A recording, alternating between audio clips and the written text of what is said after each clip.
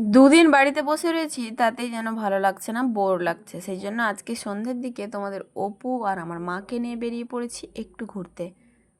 শুধু যে ঘুরতে বেরিয়েছি এমনটা নয়, বেশ কিছু কাজও ছিল।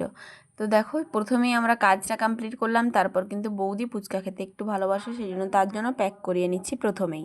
জানি না কোন ননদ বৌদির সম্পর্ক কেমন হয়, কিন্তু আমাদের মধ্যে কখনো ঝগড়াঝাটি বা অশান্তি বা ভুল বোঝাবুঝি কোনোটাই হয়নি, যদিও একটা বছরই মাত্র পেরিয়েছে। দেখো এই ফুচকা দোকানে, তারপর আমি ফুচকা খেয়ে নিচ্ছি। ভিখিরির মতো পাতা ধরে দাঁড়িয়ে থাকতে হয় এই ফুচকা দোকানে, কারণ এইটাই একমাত্র জায়গা যেখানে তোমাকে পাতা ধরে দাঁড় করিয়ে দেয় রাস্তার ধারে।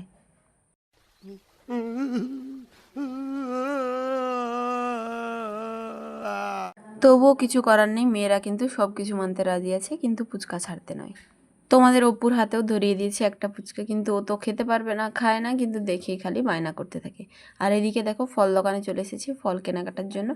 বিশেষ করে এসেছি তোমাদের অপুকে নিতে চাই সেই জন্যে। আর আমগুলোর অবস্থা দেখো, মানে শুকিয়ে তার কোনো অস্তিত্ব বিলুপ্ত হয়ে গেছে, মা বাবা সব কোথায় হারিয়ে গেছে।